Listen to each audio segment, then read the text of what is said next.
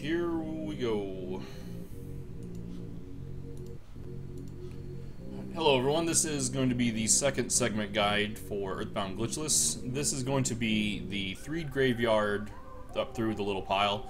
Hopefully, as I go through here, I get at least a moderately bad tunnel.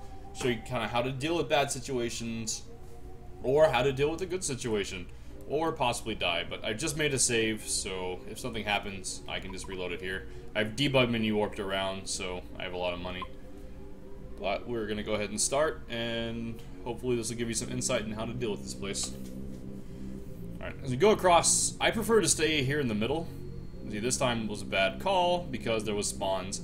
I don't like coming up here because you can see there's already spawns up here. I feel like walking up along the top gets you some spawns already. And here we go, this is what I was hoping for. Bad luck!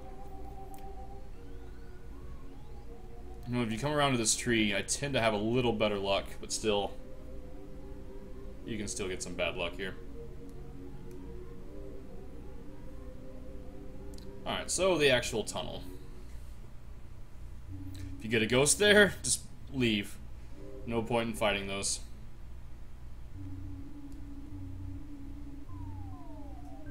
Sometimes you'll get a spawn here at the bottom. I didn't. If you do, you're most likely going to have to walk all the way back out. It's a pretty bad time loss. Okay, so for the big rooms, come in. Naturally, I get a first try good spawn. If this happens, you just walk your little butt right and keep going. But let's not do that for the purposes of learning. I was hoping for spawns there. There we go. Alright, a dog and a zombie. A dog and a zombie you can fight. I would recommend that, unless you've been despawning a while, not to deal with it. And if you don't have a teddy bear, certainly avoid it. The dog can one-shot both Jeff and Paula, and it can also poison you, which can really just hurt the run. Alright, I'm not getting any spawns there. I'm hoping for a spawn in the side room. Possible that he's alone, but it may be a dog and a zombie. No spawns still. Wow, this is incredible luck. There we go. If you walk into this room, never, ever, ever just turn back around. You could have an enemy on top of you, and that's a really good way to get a red swirl. Red swirls here generally can mean ending a run. To fight these guys, the way that I prefer to do it, bash with Ness, use a freeze with Paula, and then do a bash with Jeff. Unfortunately, they both outsped Paula, so all that damage was wasted. The freeze can generally one-shot them. Sometimes it'll be a little too low. You know, generally, I hope that Paula goes before Ness so you can get a little bit of extra damage on the second one. As long as you have a teddy bear, 2 ghosts is not terribly dangerous. I got a little unlucky there and they targeted Paula. You just gotta hope that they don't kill her on the attack. There we go. This is what you're more likely to see. Just don't go into a room when it's like that. Okay, there we go, yeah. Continue this good luck.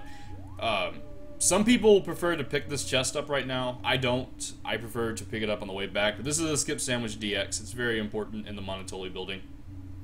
Now, when you come through to these rooms, the way I do these rooms is I always go down right as I enter. If you go down right, that tends to be the way that you can get a green swirl if you get spawns. There we go. Okay, so there's a double zombie here. Now, I saw another enemy on the bottom right. Best case scenario, and generally, those 2 zombies are going to link when I go over there. So let's see if that actually happens. Good deal. They're the 2 closest enemies, so it didn't grab the dog. Now, for these, bash with Ness, use fire with Paula, and bash the same one with Jeff. Zombies have a good turn waste, so they're not too dangerous. Left zombie should die. Now, since we've got damage on both of them, I'll just auto fight and take him down. If you get into a fight with the dog, which we're about to, just so I can show you hopefully what's good, I'll probably lose Paula first turn. There we go. I don't want a green swirl, that's not realistic. So a fight with the dog.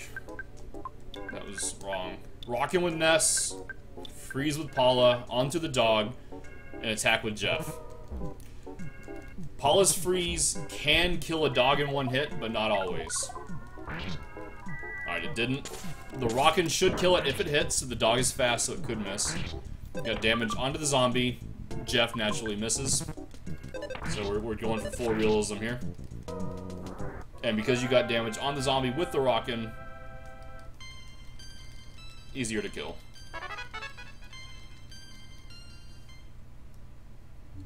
This is a silver bracelet. If you're learning the game, it's a good safety. The Holmes hat and the silver bracelet, Paula gets a lot of defense from that.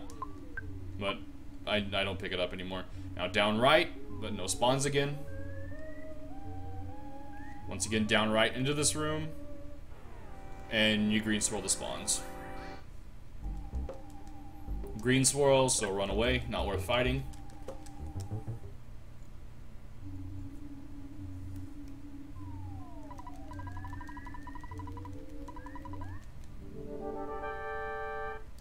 Alright, for the pile. Rocking with Ness. Fire with Paula. Even if you have freeze beta, always use fire. There we go. Lose the teddy bear. I'm probably going to lose a kid the next turn.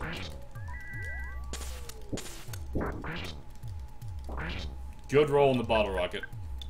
Same thing again. Rockin', fire, bottle rocket.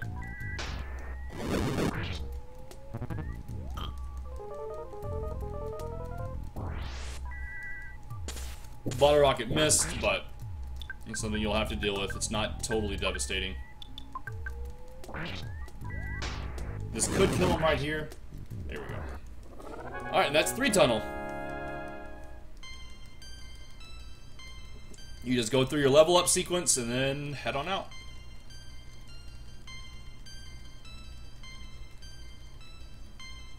Actually, there's no point in me continuing to show you this section. The next part is just despawns. So I'm going to cut this so I can start on the next segment.